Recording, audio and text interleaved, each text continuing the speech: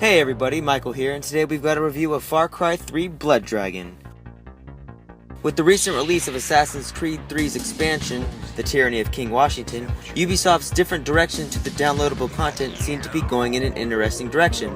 Although the execution was flawed, setting the familiar Assassin's Creed 3 gameplay within a fantastical alternate scenario was the best thing going for it.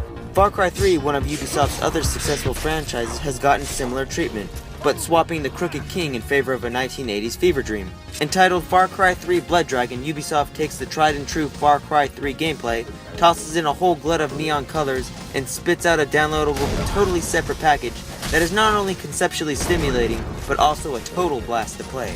Blood Dragon is bad in all the right ways, mainly the story. Set in the far-flung future of 2007, you are Mark IV Cyber Commander Rex Powercold, who might have the best name in all of gaming. Rex's mission focuses on stopping his former friend Colonel Slogan, who has gone rogue and is attempting nebulous evil plans that you must unfold and stop. The plot here is terrible, but knowingly so. With every corny line delivered, you can almost hear the developers winking and nodding. Because of this self-aware attitude, it just works. The writing does hold up the bad plot though. Blood Dragon swaps between reference humor and original funny moments. References are the slam dunk of comedy, and they work well here, but the original part of the script is downright hilarious at times.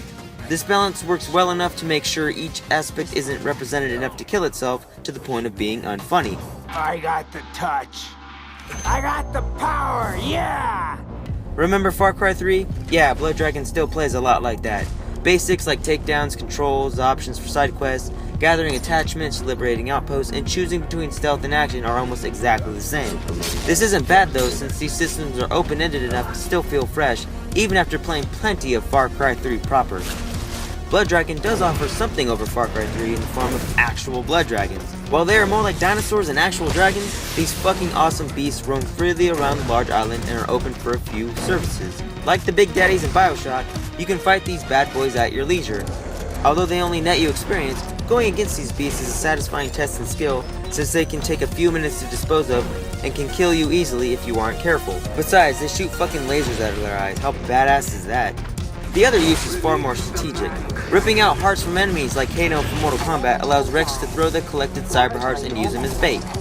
These will attract blood dragons to wherever it lands, be it a garrison, which are the outposts, or enemy cluster.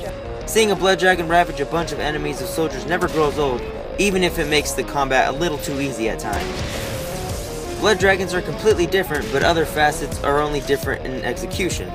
Upgrading is strictly linear this time, but the streamlined approach shortens time in the menus, which is fitting and welcome in this downloadable package. Hunting has changed too and has been something to ignore. You can still hunt the cyber wildlife, but it pays such a small sum of money that it makes this aspect of gameplay nearly irrelevant. Instead of hunting the local wildlife, Blood Dragon encourages you to hunt for collectibles.